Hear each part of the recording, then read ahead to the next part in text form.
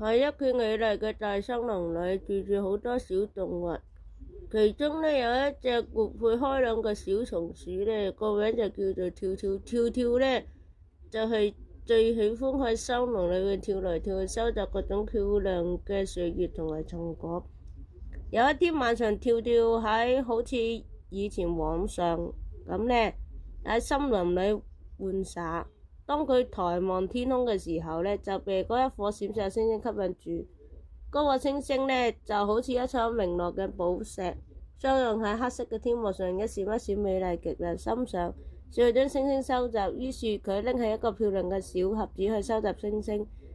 跟住之後呢，佢嚟到森林空地上，伸出隻手想要摘個星星，可是呢，星星呢就遠離佢啦。無論點跳手呢，都找唔到。佢有啲沮喪，跟住諗到一個好辦法，就去到河邊，小盒子斟咗啲水，佢諗星星呢喺水裏邊會有倒影，咁樣呢，我就可以呢將佢喺倒入個盒嗰度啦。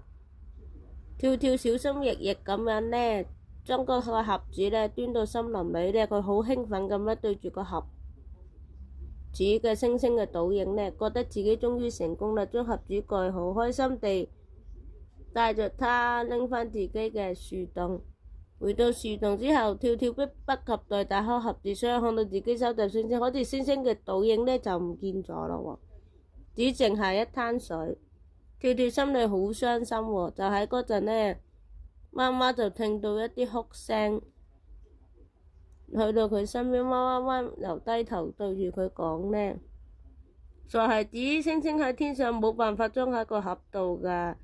之後我哋心裏邊有星星呢，佢就會一直陪伴住我哋。跳跳聽咗呢，喊咗起嚟，佢諗覺得媽媽講嘅很有道理。佢抱住個盒呢，又嚟到森林空地上，把放喺地，然後躺喺盒子旁邊，望着滿天嘅星星，覺得星星就同媽媽說嘅一樣，一直陪住自己。慢慢地呢，跳入到甜美嘅夢鄉。喺夢鄉裏邊呢，佢同埋星星一齊，就覺得呢好開心。